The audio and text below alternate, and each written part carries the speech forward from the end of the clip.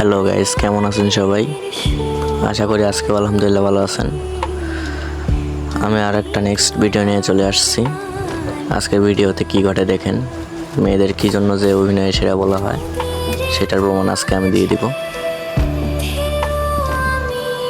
রোয়ানা উল্ফে ঢুকছি, একটা মেয়ে পড়ছে, কারণ মেয়েটা আমার ফায়ার দিতেছে। আমি গ্লোয়াল মেয়েরা একটু মেডি করতেছি।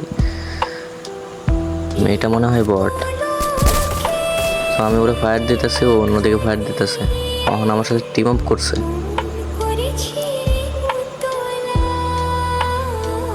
হ্যাঁ, টিম আপ করছে। এখন আমি একটা ইমোট দিলাম, হাই ইমোট। ও এখন ইমোট দিতেছে।